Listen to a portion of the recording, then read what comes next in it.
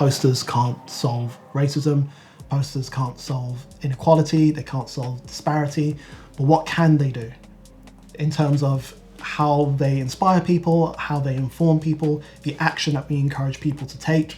There's real power in that.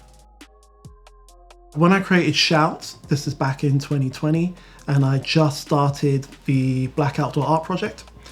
And of course, back in 2020, this is the rise of Black Lives Matter and George Floyd. One media piece I saw was an interview with a Black British entertainer. And the interviewer asked this person something really ridiculous, like, what do Black people want? And it was such a incredibly simplistic question, as if all of this nuance and all of this complexity around race, around our experience, around our history in the United Kingdom could be condensed down to one question or one single response. And that's what inspired Shout. And I felt somewhat overwhelmed by it, but also burdened by this idea that, you know, there could be a simplistic answer, or there could be these singular narratives. So Shout is me trying to sort of reconcile that concept, but put it forward in a way that is sort of familiar and accessible. Black outdoor art really came from a series of conversations that I had around 2020 with a friend of mine who runs an outdoor media agency. He wanted to reprint a piece of work I'd done in 2014 around the death of Eric Garner. Eric Garner was killed by a New York City police officer for selling cigarettes outside of a store. I made a poster in 2014 called I Can't Breathe, which featured the words I can't breathe 11 times with the last line fading out.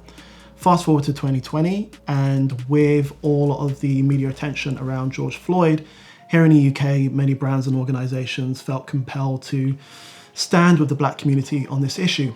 And my friend's company wanted to do the same by reprinting the poster. So I designed a new version of that 2014 poster, which connected the deaths of both George Floyd and Eric Garner. And my friend put that up on billboards around London. I think it was about 4 or 5 billboards. And everything changed after that. You know, it was amazing that it went viral, and it was amazing to see people responding to it. And the media agency went, that's fantastic, do you want to do more? But then I felt like it was just about me, and Black culture is not monolithic. I can't speak for everybody's experience. So I invited other Black British creatives to submit work, and they did. And it, you know, one billboard turned into dozens and dozens and dozens over London, Leeds and Bristol. And each billboard represents a unique point of experience, of perspective, of viewpoint, of feeling. Some are hopeful, some are political, some are scathing, some are just beautiful. You know, for me, Black outdoor art is essentially the marketing of anti-racism. It's about taking work into public spaces and letting it have a connection with the people that inhabit those spaces. I really like the idea of magic.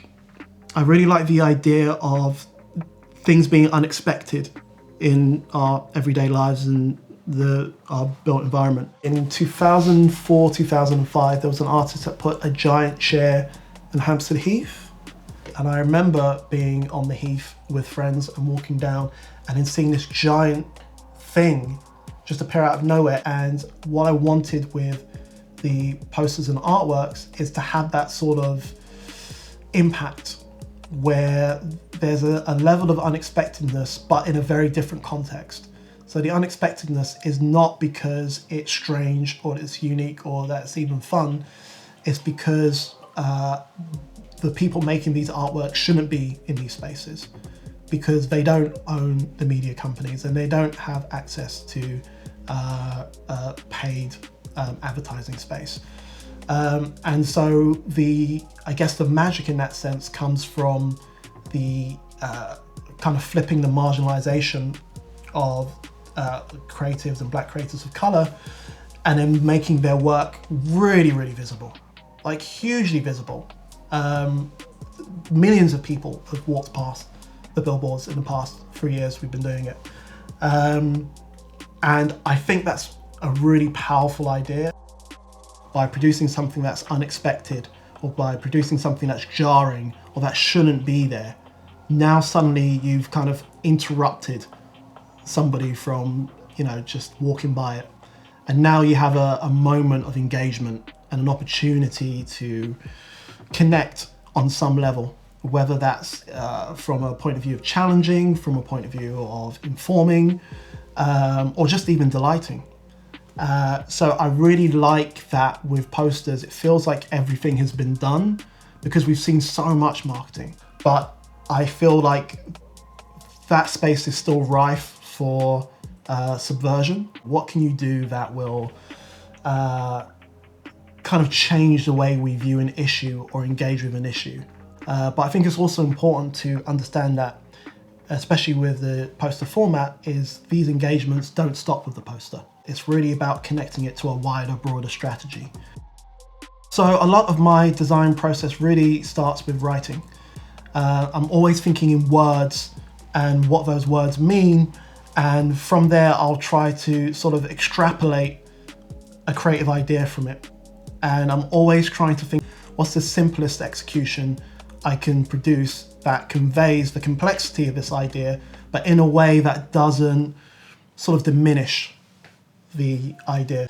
In terms of shout, once I had the concept of this sort of the weight of words was the sort of the original approach.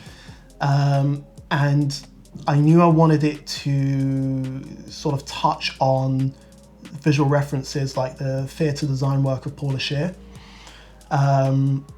And another reference for the central image was this idea of the scream. I wanted a face that sort of had no history or had no identity.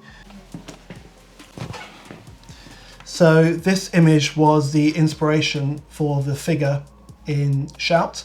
This came out in 1971, and it's a very dark, very brooding, but also very sort of transgressive record.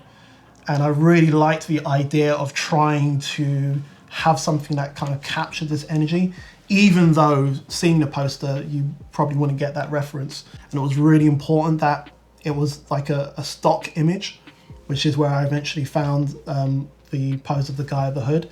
Normally when we think about communications regarding race, diversity, they're very bleak. They're usually quite black and white, they're quite stark. I feel like we get so used to seeing a particular style of image, especially with regards to discussions about race, that we kind of switch off. So the idea was to try and challenge that with color and trying to find vibrancy, but also to steer clear from like red, gold and green and all of these tropes and these things that we associate with cultural communications, right? I guess the bigger question for me is, have those conversations changed 4 years later? Have we moved on from those conversations? Has there been any reconciliation or reckoning from those conversations? On that front, I'm not sure, but I think that Shout represents a moment where it was just, these discussions were just everywhere for about 6 months, and it was all anybody can talk about.